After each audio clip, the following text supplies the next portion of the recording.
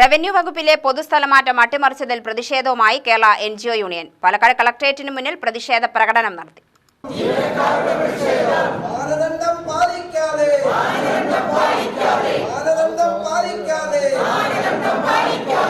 Revenue വകുപ്പിലെ VFA-OAമാരുടെ സ്ഥലമാറ്റ മാനദണ്ഡങ്ങൾ പുനഃപരിശോധിക്കുക, 2025 പൊതുസ്ഥലമാറ്റം അട്ടിമറിക്കാനുള്ള നീക്കം ഉപേക്ഷിക്കുക എന്നീ ആവശ്യങ്ങൾ ഉന്നയിച്ചാണ് NGO യൂണിയൻ നേതൃത്വത്തിൽ പ്രകടനം നടത്തിയത്. യൂണിയൻ ജില്ലാ പ്രസിഡന്റ് K. മഹേഷ് ഉദ്ഘാടനം ചെയ്തു. മുഴുവൻ വകുപ്പുകൾക്കും ബാധകമായിട്ടുള്ള പൊതുസ്ഥലമാറ്റ ഉത്തരവാണ്.